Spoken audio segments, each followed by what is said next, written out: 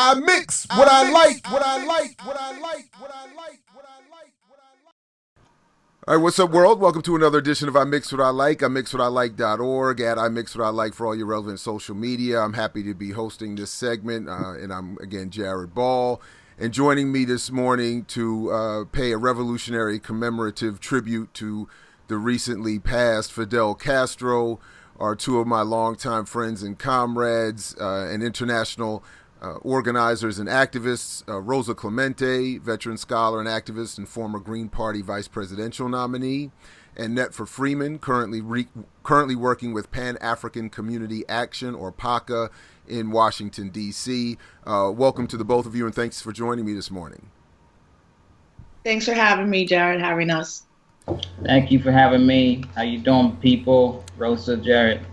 So, well, Rosa, let's just start with you. I mean, we just, obviously word has come down since yesterday that Fidel Castro has passed. And I just want to get your initial thoughts and what you think maybe is the best way we should be framing a conversation about his life as we look to pay tribute to it. I mean, first 2016 is turning out to be a terrible year for activists and revolutionaries. Oh my God. That. And then my first thought was Asada and William Morales and Honda Abiodun and all our freedom fighters that have had political asylum and refuge in Cuba. So many people from so many movements all over the world, as well as obviously how this is going to affect the Cuban people. I mean, all of us understand, or we should understand, that Fidel Castro himself hasn't been at tables of government or power. There's a lot of transitioning happening on the island of Cuba, relationships with countries that didn't have relationships before. In a time of American exceptionalism and whatever this Trump administration looks like. I mean, those are like really kind of the first things that came into my mind until I started watching some of my own footage I had from the UN Conference Against World Racism, and just the context of who this man could have been in his younger life, what direction he could have gone. He could have been a medical doctor. He could have had all these privileges under a regime, and he chose to fight along with hundreds of thousands of other people for revolutionary change in Cuba. And lastly, as someone who grew up, going to supposedly great schools, really almost indoctrined with the idea that he was the most evil human being ever created, ever on the face of the earth, that the island of Cuba was completely in turmoil and all of this. And it wasn't until I got to college that I was able to understand the good and the bad, but to really understand also what Fidel Castro did for international movements all around the world, including the freedom of South Africa. And I think that's very important for young people to understand that this man and the people of Cuba and the government of Cuba was also right in line with all revolutionary movements throughout the world. Rosa, would you just say a quick word about the footage you were talking about, the context of that trip and why it was important, and what important role, rather, that Castro and Cuba played in that? Yeah, so that was the 2001 UN Conference Against World Racism, Xenophobia, and Related Intolerance. It took place in Durban, South Africa. Hundreds of thousands of people from all over the world were there. I was part of a coalition called Third World Within, and it was younger folks. And there was another coalition there, the Durban 400, that was also there, and many of our comrades were there. And I was part of the youth festival, and Fidel Castro was the closing speaker for the youth festival. So I actually have the audio of that entire speech, which was supposed to be an hour, and it ended up being 3.5 hours. I have every word of it because I got myself into the press pit. I'll just say that. And I sat there and watched that entire speech. But the following day was when all the world leaders convened. And this was the day that the conference itself had passed a resolution that slavery was a crime against humanity and that reparations would be needed to remedy that crime. And I snuck into this place as well. And I sat there and I saw the United States governmental delegation walk out. And I stayed, and on that dais were world leaders, but the two on the left and the right were Fidel Castro and Yasser Arafat. And I took my camcorder out and I videotaped as much as possible. And for folks watching this, I shared it on Facebook. It's shaky. It's not great. No commentary on how bad the footage is. But there's a 2 minutes where I captured just him straight speaking. And to be 28 and to be in spaces like that and just be around all these people, but to particularly see Fidel Castro and Yasser Arafat condemning actions of the United States, I mean, it was pretty incredible. So, Netfa, the last time we talked, it was, similar to a point that Rosa raised. I asked you about a popular sports commentator on ESPN referring to Castro as Cuba's Hitler.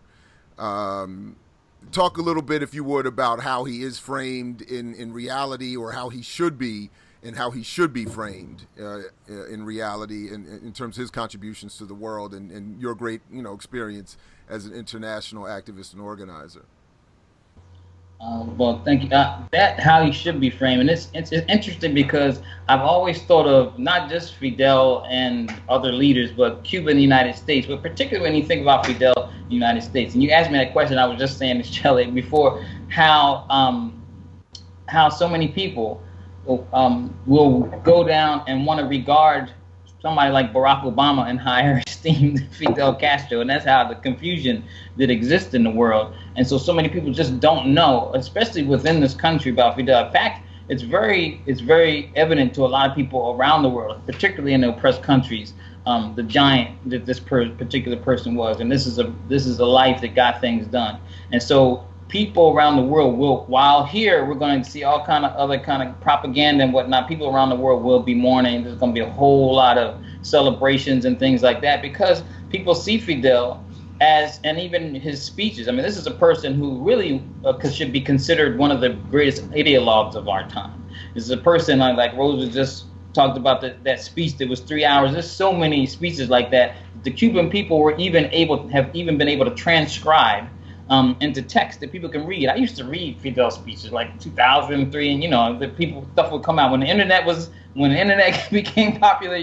That was like an opening, and so it was very enlightening just to read speeches by. A lot of speeches would be boring, but Fidel knew how to interconnect all kind of issues, around the world, and it wasn't just about Cuba. It was just about the direction of the world and where movement should be going, and how the contradictions between the reactionaries of the world, the governments, the Western governments, and where they're going versus the people, the aspirations of the people. I don't mean to interrupt, Netfa, but I'm struck by you. I just want to be clear because a lot of people will hear you use the term ideologue, and that word itself has such a negative connotation. But as you're explaining the rest of who Castro was, I think it's important to point out, at least from my perspective, and I'd love to hear you expand on this, that by ideologue, at least when I hear it, it's just someone who adheres in principle and decency and honesty to a certain set of philosophies and approaches to the world that include a variety of redistributionist politics. So, but I did want to just, I don't know, I didn't want that to just linger because I think people are conditioned to hear ideologue and think something negative. Thank you, because the way you described it is exactly what I meant, and I didn't mean anything else. And I think that people need to understand. I'm glad that you cleared that up, because people need to understand that this is a person that we should be able to look back to, that's given us a body of knowledge that help us clarify and understand where the world is now and where it's come from and what kind of directions, this is a person who really talked about the climate change disaster and what it means for the third world, or the quote-unquote third world, before anybody was talking about it, predicting things and why the direction of the Western Western world was actually heading us for a climate catastrophe and different things like this. I mean, we're not going to get a lot of that. And I think people really need to understand that we have an advantage with the internet now, that we don't have to depend on what somebody spoon feeds us. We can actually search and find things for ourselves. We're also looking at a person, and I don't want to do too much comparing with other leaders that really went out gracefully, to be able to step down from the leadership and so many years ago, and then just be able to really just, share what his understandings were without actually having a position of power early on, where a lot of people, a lot of leaders, just don't see how to do that, and for Cuba to be able to develop even youth leadership in the National Assembly and whatnot, and for it to actually going to be able to persist while all of these crazy speculations that Cuba would fall and crumble have been persisting so many times. I mean, when they thought Fidel was dying, they were throwing things out there. And then just thinking that would be that Cuba's revolution was Fidel. While he may have been he's a giant. One of the things that made a giant is that he knew it wasn't just about him. And he was able to lead a revolution to prepare the people to be in charge of that revolution and to be able to go on, even when his absence. I think a lot of the people in Cuba, it's not really that long ago since I've been there and even been around. We just came back from the National Network on Cuba meeting last weekend, and that was in Chicago. And the Cuban people, representatives from the Cuban, from ECAP were there. And then when you're around them there, people hold Fidel in high regard, but it's in a different way than people outside of Cuba hold Fidel in high regard. It is like a father type figure, but you know how we are with our parents. We also know the good and the bad and all that, and so we don't have idolization, in some ways. This is certainly not to say that he was perfect, and I did want to raise a couple of criticisms that are persistent in looking back on Fidel and the Cuban Revolution. And Rosa, one of them, of course, is the plight of Afro-descended Cubans and the persistence of white supremacy as a problem on the island, but also the persistent critique of Castro's negative relationship to the homosexual community down there. And I know that at least in 2010, he had come out and publicly said that he regretted what he missed at the time in the 60s and 70s, saying he was more focused on thwarting the CIA and regretted that he was not as vigilant as he would have liked, because he said he had no prejudice against homosexuals. But we also know that that's still an issue in Cuba, the plight of that community and elsewhere. But also this issue of Afro-descended people, which is, I know, central to your own work. Is there something you would want to say about either of those issues in relationship to Castro and Cuba?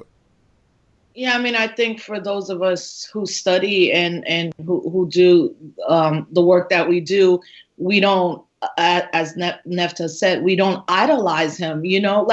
He's still a human being who had flaws, but grew, right? And the fact that in 2010 he said, "I made a mistake." That in, I think, 2011, he said, no, our Afro, or I think he said negro, but our Black descendants are still being treated unfairly, right? To me, it just means that at least he was a world leader. And even after he has stepped down, kind of taken the role of now having wisdom and admitting to the things that he wished he had done better.